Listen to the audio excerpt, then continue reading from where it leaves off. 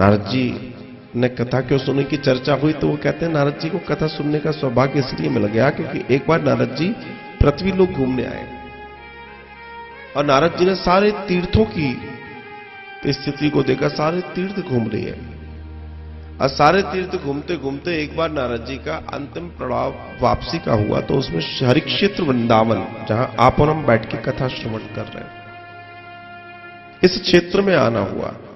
तो उन्होंने पूरा घूमा। घूमने के बाद जब गंगा यमुना जी के स्नान की और बढ़े, तब उन्होंने देखा यमुना जी के पास बैठकर एक युवती जोर जोर से रो रही है, बड़ी जोर जोर से रो रही है।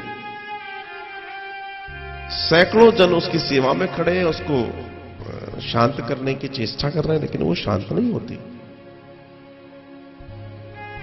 श्री नारद जी ने जाके देखा, उस स्त्री की गोद में तो पुरुष लेटे पड़े हैं, वृद्ध है, अस्वस्थ है।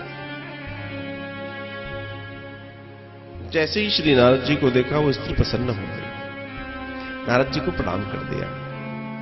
भो साधु, आपकी कृपा हो गई जो आपने दर्शन दे दिया।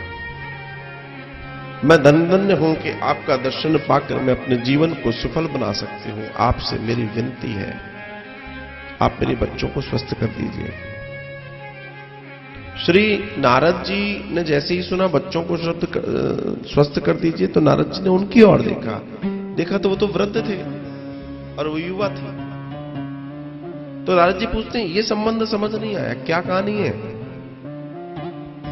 तब श्री नारद जी से वो स्त्री जिसका नाम है भक्ति, वो कहती है, साहब हम सब एक तरफ गए, चलते चलते, घूमते घूमते, दर्शन करते करते, धीमे धीमे हम जर्जर होने लगे, हम वृद्ध होने लगे, हम अस्वस्थ होने लगे। और तब चलते चलते मैं, मेरे बच्चे, हम वृंदावन आ गए। और जब हम वृंदावन आ गए, तो वृंदावन आकर बड़े प्रेम के साथ मैं तो स्वस्थ हो गई, और स्वस्थ होकर मैं तो सज्ज हो गई, लेकिन मेरे ये दोनों के दोनों जो पुत्र हैं, ये आज भी अस्वस्थ हैं, आज भी अस्वस्थ हैं। तो आपसे विनम्र निवेदन है, मेरे बच्चों को स्वस्थ कर दीजिए। आप बात समझिए, इस बात की गहराई समझिए कि वृंदावन आकर भक्ति तो सज्ज हो गई, स्वस्थ हो गई, युवा हो गई, लेकिन ज्ञान और वैराग्य नाम के इसके दो पुत्र हैं, वो अस्वस्थ हैं। क्यों? बस ये है बड़ा दर्शन जो समझना है, ये बड़ा दर्शन है। हम भी यहां आकर स्वस्थ हो जाते हैं, युवा हो जाते हैं, आनंद से भर जाते हैं, लेकिन क्या हमारा ज्ञान और वैराग्य पुष्ट हुआ? हमारी भक्ति तो पुष्ट हो गई, लेकिन हमारा ज्ञान और वैराग्य पुष्ट हुआ क्या?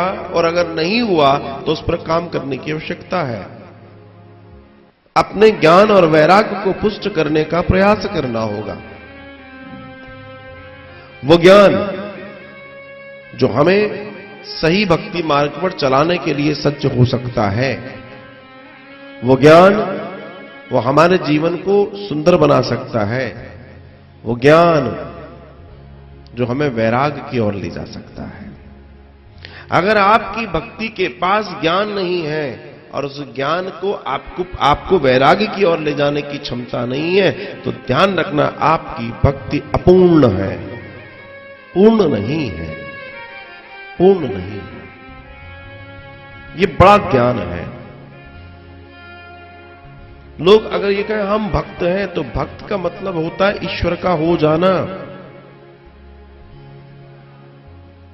और जब तक ये ना होगा तब तक कुछ ना होगा। और बिना ज्ञान की भक्ति टूटती है, रोती है, उल्हाने सुनती है, परेशान होती है, बिना ज्ञान के। इसलिए भक्ति के दो पुत्र ज्ञान और वैराग्य बहुत आवश्यक है, और सबके जीवन में आवश्यक है। सत्संग क्या करता है? कथा क्या करती है? ज्ञान और वैराग्य नाम के दो पुत्र पैदा करती है, प्रत्येक भक्ति को देती है। बस कोई पैदा करने की स्थिति को प्रगाढ़ कर दे। कथा जीवन बदलती है, कथा जीवन को बदलती है, लेकिन उस बदलने की प्रक्रिया में साथ आपको देना है, आपकी बुद्धि को देना है, आपके मन को देना है, आपके चित्त को देना है, सबको देना है। और यही समझना है।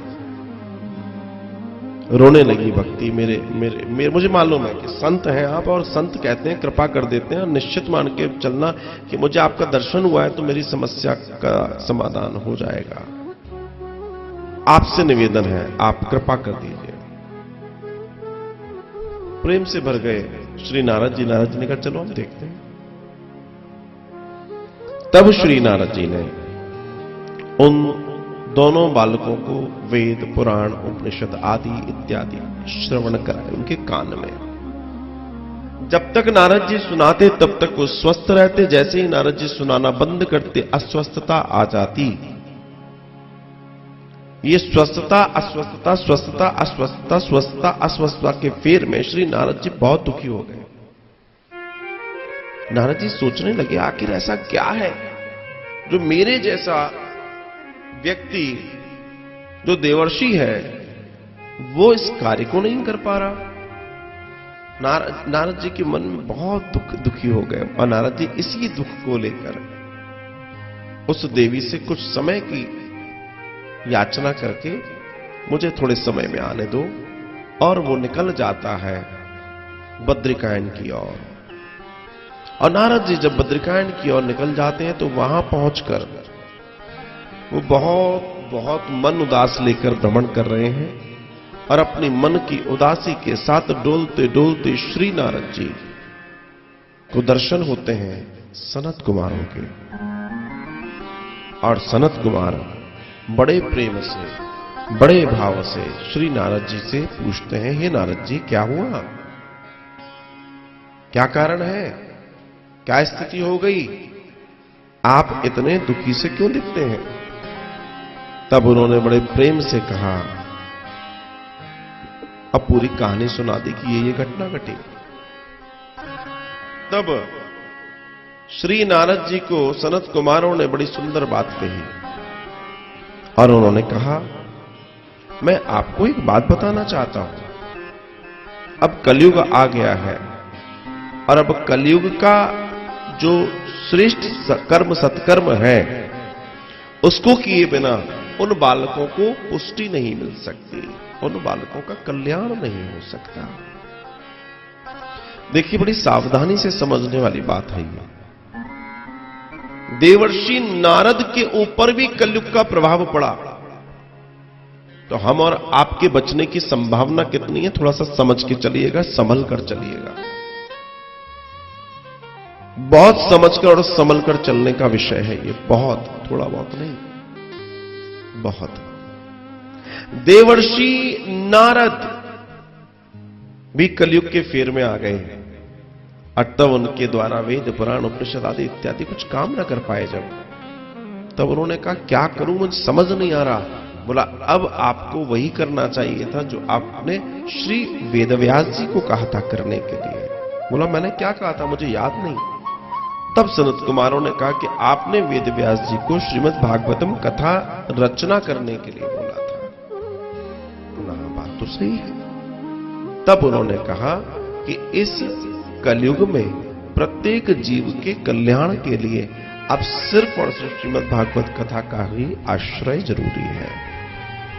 अगर आपको लगता है कि आप उन बच्चों को स्वस्थ करना चाहते हैं तो आप कृपा करके उन बच्चों के निमित्त श्रीमद् भागवतम को सुनिए और सुनाइए। इससे एक दर्शन हमारे जीवन में आता है कि अगर नारद जी को इस बात का भान न था और भान हुआ तो इसका मतलब ये तो तय है कि इस कलयुग में हमारे और आपके जीवन के कल्याण के लिए भी श्रीमद् भागवत कथा अपने आप में एक वो तट है जिस तट पर जाकर हम भी अपने विश्राम की खोज कर सकते हैं। हम भी उस स्थिति को जा सकते हैं, पा सकते हैं। तो बस यही जानने निकल पड़े। तब श्री नारद जी ने पूछा, आप कृपा करके बताइए मैं कैसे कर सकता हूं, आखिर कैसे ये सब हो जाएगा। तब उन्होंने बड़े प्रेम से, बड़े भाव से कहा, हम आपको 7 दिन कथा सुनाएंगे और आप कथा को सुनिएगा। श्री नारद जी कहते हैं कि मैं कथा कैसे सुन सकता हूं, मुझे तो श्राप है। तब श्री नारद जी को श्री सनकादिक कहते हैं, श्राप अपनी जगह पर है, लेकिन एक बात ध्यान रखिएगा, जब भी मनुष्य अपने आप को धर्म, कर्म और श्रीमद् भागवतम में प्रवेश कराता है तो उसके समस्त पापों को बाहर खड़ा होना पड़ता है और वो अंदर आ जाता है।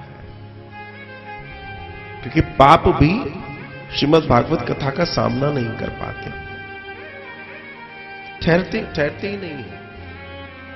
मैं आपको एक बड़ी अच्छी बात बताता हूं, बड़ी अच्छी बात, नोटिस करना। कई बार किसी मैया ने कहा, बेटा मुझे कथा सुननी है, छोड़ा। बेटे ने कहा, चलो बैठो। वो आया और छोड़ गया, चला गया। कई बार ये होता है कि कोई बेटा छोड़ने आया तो छोड़ने था और मां से ये भी कहा था, मां बहुत सारे काम है, और 2 मिनट के लिए आया था और कथा की शाम को आरती हुई तब अपने घर मैया के साथ में गया। बस यही सौभाग्य की चर्चा मैं करना चाहता हूं। भागवतम में टिक वही सकता है जिसके ऊपर कृपा, हर कोई नहीं टिक सकता। माया खींचेगी,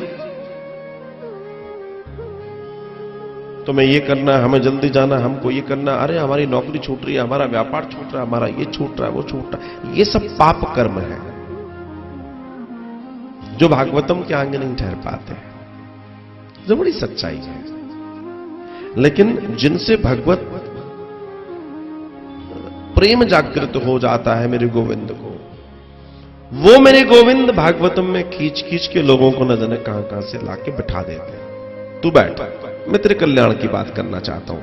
तू बैठ, तूने कक्षा में पास कर लिया है, अब मैं तुझे और बेहतर जीवन देना चाहता हूं। तू बैठ, मैं तेरे कल्याण के लिए सोच रहा हूं। तो गोविंद ऐसे बुला बुला के बिठा भी देते हैं, तो नहीं तो।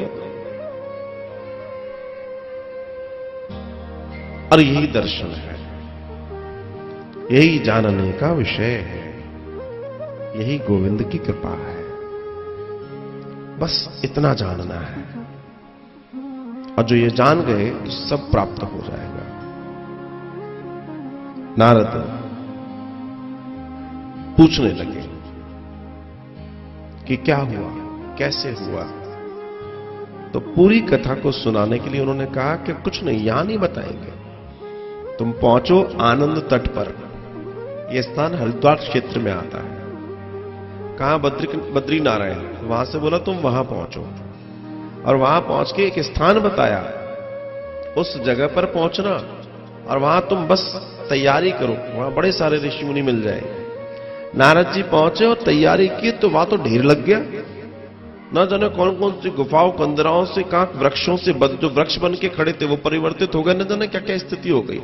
और देखते ही देखते वहां हजारों ऋषि मुनि प्रकट हो गए। सिर्फ नारद जी ने कहा, संकल्प वहां लिया गंगा जी के किनारे जल लेकर कि यहां पर मैं सनकादिकों से भागवतम सुनने जा रहा हूं। बस इतना संकल्प लिया। एक और गंगा जी बह रही हैं, रेत पड़ी हुई है, और उस पर एक वृक्ष के नीचे सनत कुमार बैठे हैं, चारों भाई बड़े सुंदर। 5 वर्ष की आयु होती है इनकी, इससे ज्यादा शरीर इनका बढ़ता नहीं है। ये नारायण के पहले अवतार है, ये ब्राह्मण अवतार है। ये ब्रह्मचर्य का पालन करते हैं, उम्र 5 वर्ष है, हरि का भजन करते हैं और दूसरा काम नहीं है इनके पास, इसलिए ये सुंदर है। इनको बिठा दिया गया। नारद जी सामने बैठे हैं। नारद जी सामने बैठे हैं किस लिए? क्योंकि वो यजमान है, वो एज ए परीक्षित बैठे हैं, और उनको ऊंचे आसन पर उनको बैठा दिया गया। बड़ी सुंदर सुंदर मधुर मधुर हवा चल रही है, पक्षी, करलव आदि इत्यादि, बड़ा सुंदर, सब कुछ बहुत बढ़िया। कलकल बहती हुई गंगा, आनंदमयी वो तट, उसका नाम ही आनंद तट है। नारद जी ने पूछा भी था, वही जगह क्यों? जहां आपने कहा वही जगह क्यों? तो श्री नारद जी के प्रश्न का जवाब सनत कुमारों ने क्या दिया था कि जिस जगह मैं तुम्हें भेज रहा हूं वहां हिंसा नहीं है। वो एक ऐसी जगह है जहां सिंह और मृग भी एक साथ जल पीते हैं। मेरा बहुत विनम्र निवेदन आप सबसे, कथा भी बिना हिंसा के अर्थात पूरी अहिंसा से सुनने का विषय है। किसी तरह की कोई हिंसा नहीं, न विचारों की हिंसा, न सोचने की हिंसा, न बोलने की हिंसा, न शरीर से। ये 7 दिन बड़े पवित्र मिले हैं हमें।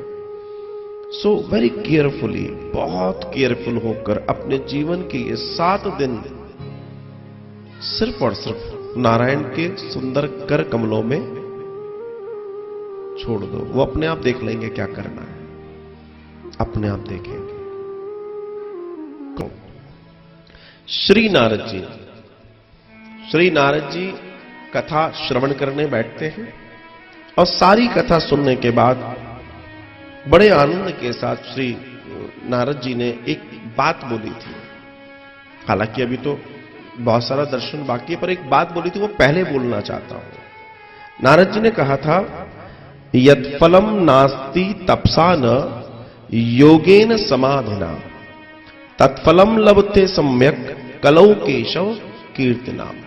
अर्थात आप कितनी पूजा जप सब कुछ कर लीजिएगा, सब कर लीजिएगा, लेकिन असली इस कलयुग का जो सार है भगवान के नाम में है।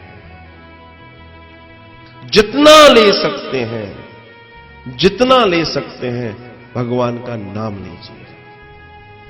लेकिन प्रश्न यह भी उठता है कि नाम तो लेते हैं साहब, सालों हो गए लेते लेते, लेकिन वही बात पिछली बार का दर्शन में दोबारा दोहरा दूं, नाम लेने की कला वो समझना बहुत जरूरी है। मैंने बोला राधा, तो जैसे ही मैंने राधा बोला मेरे सामने राधा जी का चित्रपट आ जाना चाहिए। मैंने बोला कृष्ण, कृष्ण भगवान का चित्रपट आ जाना चाहिए। सिर्फ शरीर से बोल रहे नहीं, शरीर मनसा वाचा कर्मणा, समझिए खेल पूरा मनसा वाचा कर्मणा का है। न मन का है, न कर्म का है, न वचन का है, तीनों का मिल। जब ये तीनों मिलेंगे, इनकी डिकोडिंग कोडिंग समझिए, जब तक ये तीनों का मैचअप नहीं होगा तब तक वो नहीं आएगा। और जिस घड़ी ये तीनों मिल गए वारे न्यारे हो जाएंगे।